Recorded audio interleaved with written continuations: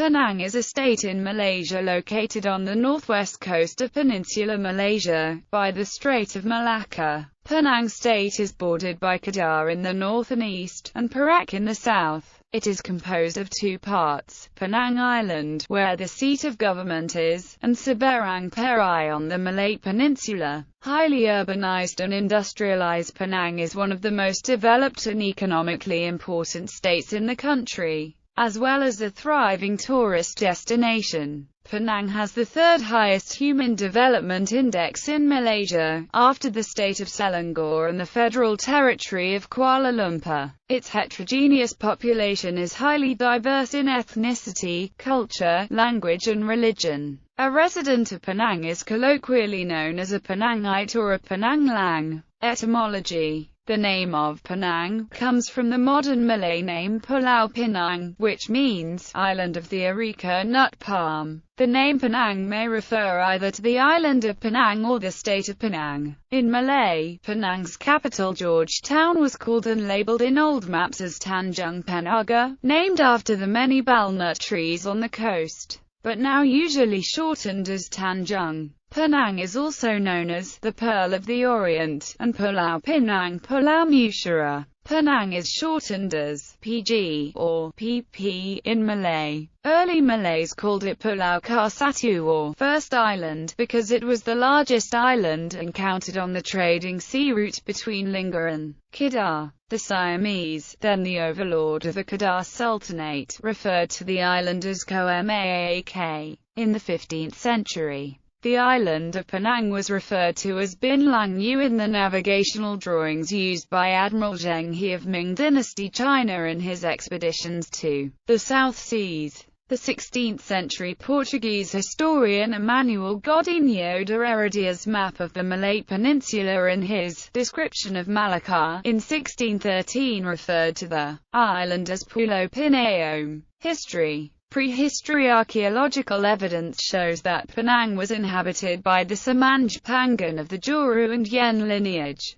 both now considered extinct cultures. They were hunter-gatherers of the Negrito stock, having short stature and dark complexion, and were dispersed by the Malays as far back as 900 years ago. The last recorded Aboriginal settlement in Penang was in the 1920s in Kubang Samanj. The first evidence of prehistoric human settlement in what is now Penang were found in Gua Kepa, a cave in Seberang Perai in 1860. Based on mounds of seashells with human skeletons, stone implements, broken ceramics, and food leftovers inside. The settlement was estimated to be between 3,000 to 4,000 years old. Other stone tools found in various places on the island of Penang pointed to the existence of Neolithic settlements dating to 5,000 years ago. Early history. The earliest use of the geographical term, Penang Island, may have been the nautical charts of Zheng He, dated to the expeditions of Zheng He and Ming Dynasty during the reign of the Yongle Emperor. In the 15th century, the Chinese Navy, using the record of nautical chart as navigation guide from Kondau Islands to Penang Island. Penang has been seen to trade with the Ming Dynasty in the 15th century. One of the very first Englishmen to reach Penang was the navigator and privateer Sir James Lancaster, who on the 10th of April 1591, commanding the Edward Bonadventure, set sail from Plymouth for the East Indies, reaching Penang in June 1592, remaining on the island until September of the same year and pillaging every vessel he encountered, only to return to England in May 1594. Founding of Penang. In the early 18th century, the Minangkabaus of Sumatra were Datuk Janaton, Nakoda Bayan, Nakoda Intan and Nakoda Kessel opened up a settlement at Penang Island. Haji Muhammad Saleh, known as Nakoda Intan, anchored in Batu Uban and built Masjid Jamek for his seaside settlement in 1734. Later the Arabs arrived in Penang and settled mainly in Jelutong. The Arabs then intermarried with the Minangkabau, and this gave rise to Arab-Minangkabau admixture, who are described as Malay as they have assimilated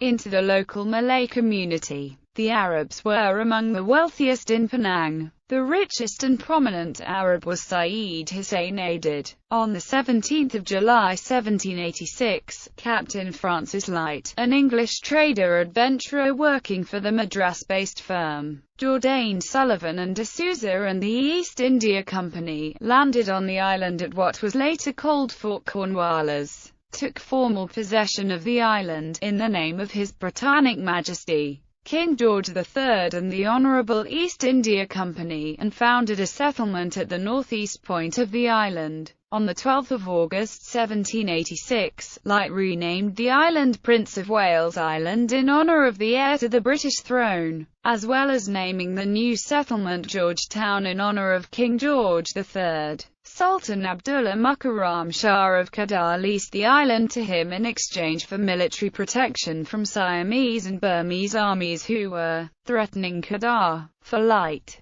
Penang was a convenient magazine for trade, and an ideal location to curtail French expansion in Indochina and to check the Dutch foothold in Sumatra. Penang was Britain's first settlement in Southeast Asia, and was one of the first establishments of the Second British Empire after the loss of its North American colonies. In Malaysian history, the occasion marks the beginning of more than a century of British involvement in Malaya. Unfortunately for the Sultan, the EAC's new Governor-General Charles Cornwallis made it clear that he could not be party to the Sultan's disputes with the other Malay princes, or promised to protect him from the Siamese or Burmese. Unbeknownst to Sultan Abdullah, Light had decided to conceal the facts of the agreement from both parties. When Light reneged on his promise of protection, the Sultan tried unsuccessfully to recapture Prince of Wales Island in 1790,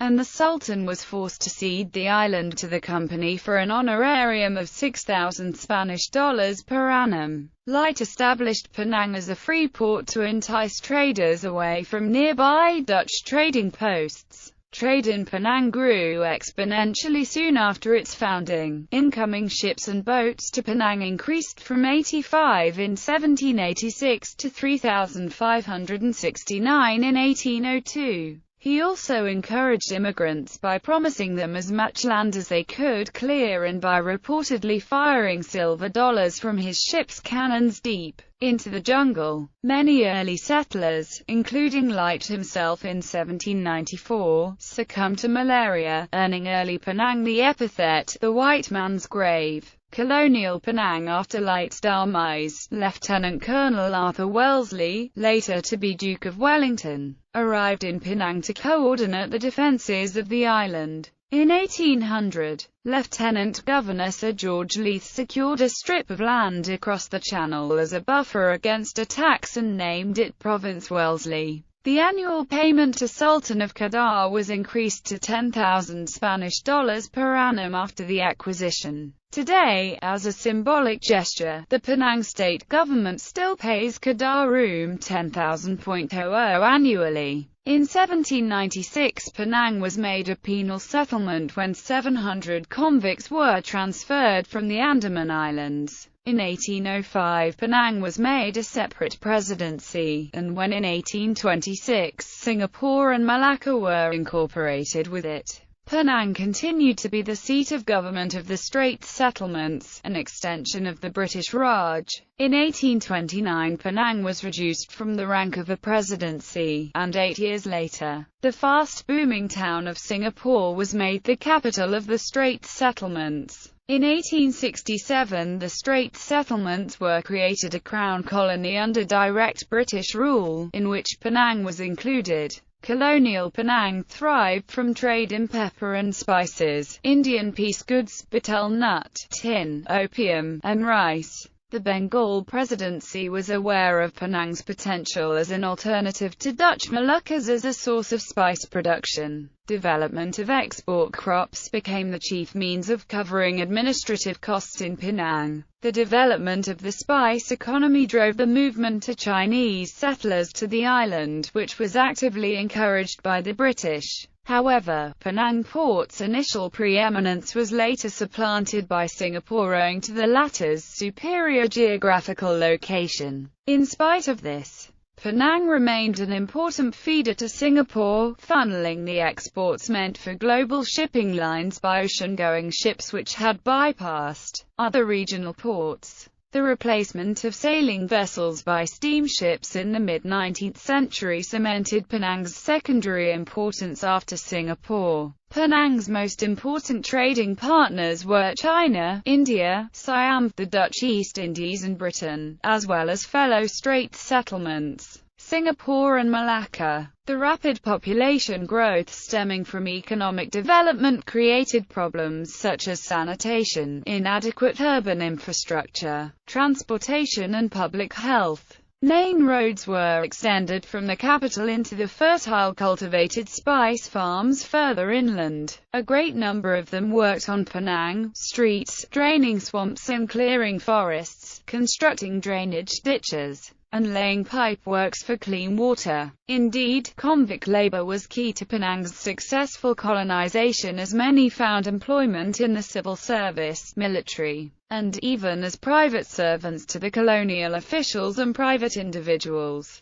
For 10 days in August 1867, Penang was gripped with civil unrest during what was known as the Penang Riot, which pitted rival secret societies Keen Take Tong, led by Kuthian Taken the red flag against the alliance of the Gihing Kongsai and the white flag, which the British under newly appointed Lieutenant Governor Carl Edward Anson put down with sepoy reinforcement after days of chaos. At the turn of the century, Penang, with her large population of Chinese immigrants, was a natural place for the Chinese nationalist Sun Yat-sen to raise funds for his revolutionary efforts in King China. These frequent visits culminated in the famous 1910 Penang Conference, which paved the way to the ultimately triumphant Wuchang Uprising, which overthrew the Manchu government. World Wars. During World War I, in the Battle of Penang, the German cruiser SMS Emden surreptitiously sailed to Penang and sank 2 Allied warships off its coast, the Russian cruiser Jemchug in the North Channel, and as it was leaving the island, the French torpedo boat Mosquet 10 miles off Muka Head. In the interwar years and during the Great Depression, the Penang business elite suffered numerous setbacks but also witnessed the rise of the nouveau riche, such as the legendary Lim Lien Teng. Rice milling, opium syndicates, and pawnbroking were among the most lucrative businesses. In 1922, the Prince of Wales visited Penang amid much splendor. During World War II, Penang, then a British island garrison, suffered devastating aerial bombardments and finally fell to invading Japanese forces on 19 December 1941 as the British withdrew to Singapore after declaring Georgetown an open city. Penang under Japanese occupation was marked by widespread fear, hunger, and massacres which targeted the local Chinese populace. Especially feared was the Japanese military police Kempeitai and its network of informants. Penang was administered by 4 successive Japanese governors, beginning with Lt. Gen. Shotaro Katayama. Penang also served as a U-boat base for the monsoon boats in the Indian Ocean for Japan's ally, Germany, during the war. The destruction of the Penang Secretariat building by Allied bombing in the final months of the occupation caused the loss of the greater part of the British and Japanese records concerning the island, causing enormous difficulties to compile a comprehensive history of Penang. Following Japanese surrender in the war, on 21 August 1945, the Penang Shimbun published the statement of capitulation issued by the Emperor. The official British party reached Penang on 1 September, and after a meeting between the Commander-in-Chief of the East Indies Fleet and Rear Admiral Uzum on 2 September, a detachment of the Royal Marines landed and occupied the island on 3 September. A formal ceremony to signify British repossession of Penang took place on Swettenham Pier on 5 September 1945. Independence, and after the British returned at the end of the war and were intent on consolidating rule over their possessions in British Malaya into a single administrative entity called the Malayan Union. but by then British prestige and an image of invincibility were severely dented.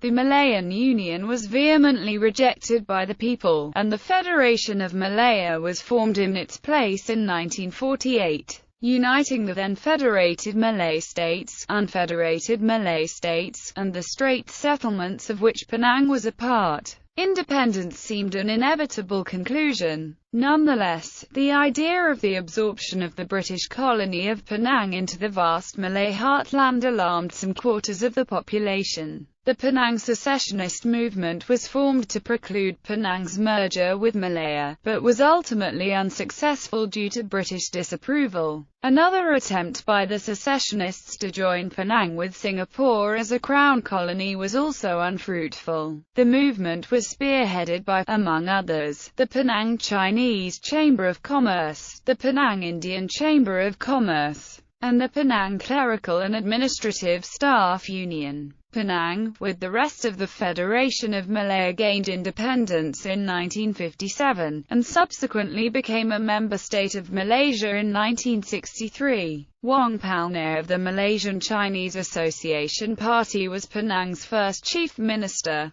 He presided during the period of the communist insurgency and the formation of Malaysia. The island was, since colonial times, a free port until its sudden revocation by the federal government in 1969. Despite this abrupt setback, from the 1970s to the late 1990s, the state under the administration of Chief Minister Lim Chong Yu built up one of the largest electronics manufacturing bases in Asia. The Free Trade Zone in Bayan Lepas, located at the southeastern part of Penang Island. The pre-war houses in the historic centre of Georgetown was for half a century until January 2001 protected from urban development due to the Rent Control Act, which prohibited landlords from arbitrarily raising rentals as a measure to provide affordable housing to the low-income population. Its eventual repeal visibly changed the landscape of Penang's demographic pattern and economic activity. It led to overnight appreciation of house and real estate prices, forcing out tenants of multiple generations out of their homes to the city outskirts and the development of new townships and hitherto sparsely populated areas of Penang, the demolition of many pre-war houses and the mushrooming of high-rise residences and office buildings, and the emptying out and dilapidation of many areas in the city centre. Unperturbed development sparked concerns of the continued existence of heritage buildings and Penang's collection of pre-war houses,